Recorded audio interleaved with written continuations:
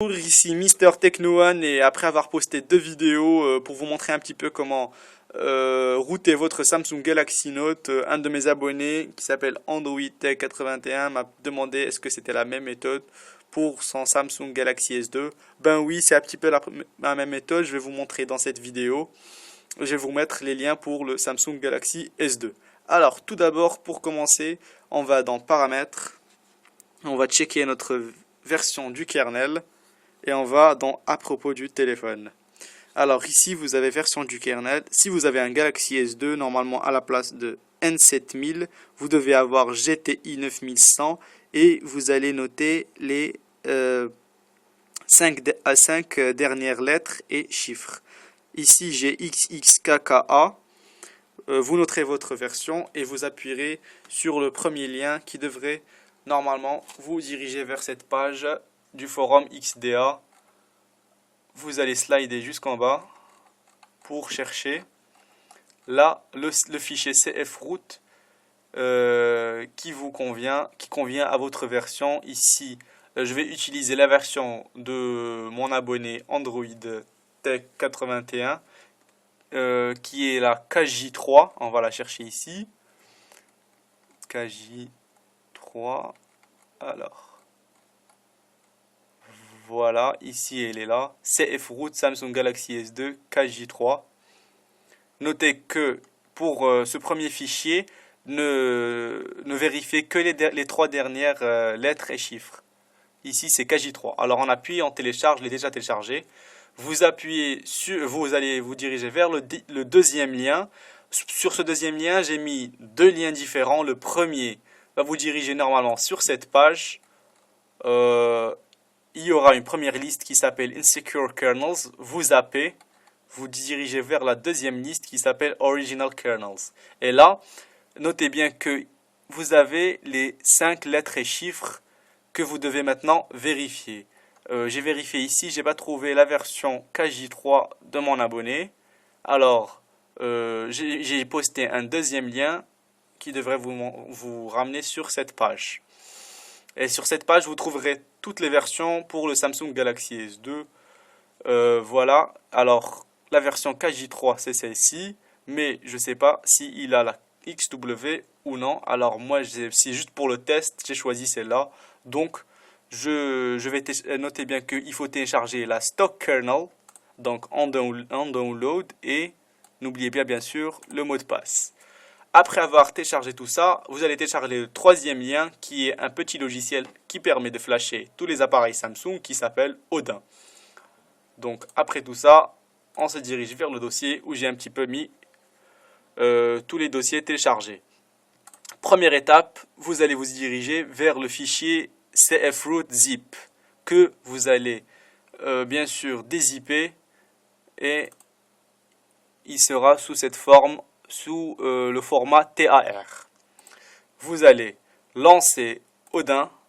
Désolé, ici je l'ai déjà dézippé. Odin. Voilà, vous allez vous retrouver sur cette page. Vous allez cocher PDA et vous allez chercher PDA. Bien sûr, ce sera le fichier cfroot que vous avez dézippé et qui sera sous le format TAR. Vous allez mettre ouvrir. Voilà. Il sera ici. Notez à bien vérifier ces deux cases, qu'elles soient décochées et ces deux autres cases bien cochées.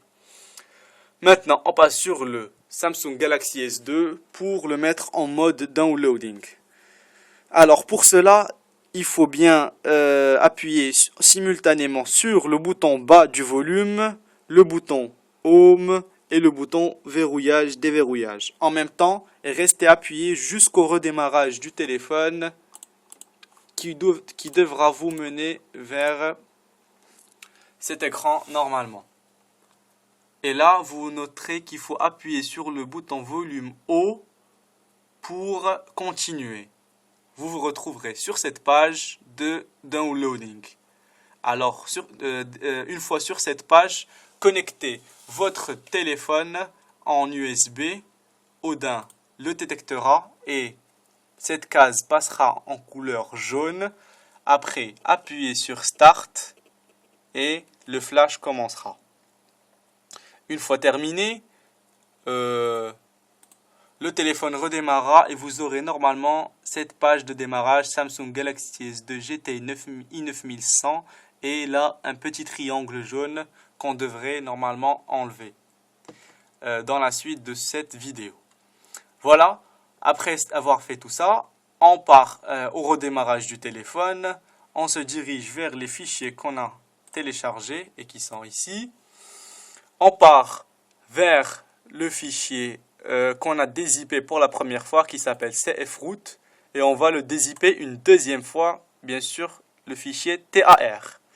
On va le dézipper, extraire ici. On devrait avoir un petit fichier qui s'appelle zlmage. On prend ce fichier et on le copie sur le Galaxy S2. Bien sûr, le Galaxy S2 est allumé, non éteint. On le copie sur le Galaxy S2 n'importe où, juste sur la page de démarrage du Galaxy S2 et on le copie directement. Voilà, on repasse sur le Galaxy S2 et on va le repasser sur le mode downloading. Donc, à nouveau, bouton bas du volume, en même temps le bouton Home et le bouton verrouillage, déverrouillage jusqu'au redémarrage du Galaxy S2 qui devrait nous donner encore une fois cette page. On appuie sur le volume haut, on se retrouve de nouveau sur la page downloading. On le connecte, il est déjà connecté, désolé, au port USB. Donc on repart sur Odin.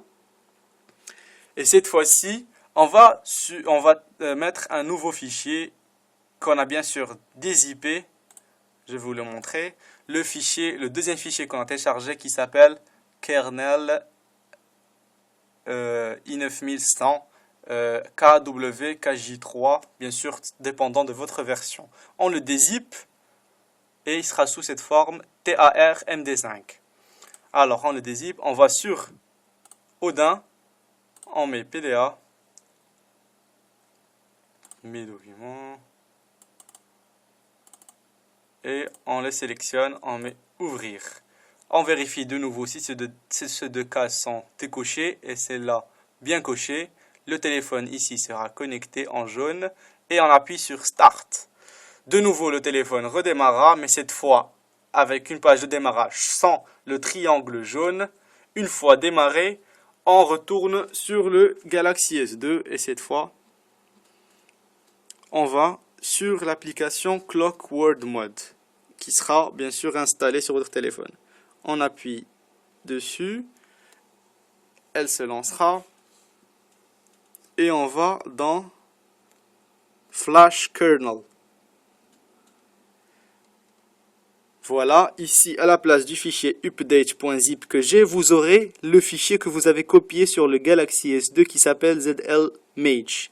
Vous appuierez dessus, il vous demandera est-ce que vous voulez flasher, vous allez appuyer sur flasher, le téléphone redémarrera et votre Galaxy S2 est maintenant bien routé. Voilà, c'était tout pour moi, c'était Mr. Techno One et je vous dis à une autre vidéo.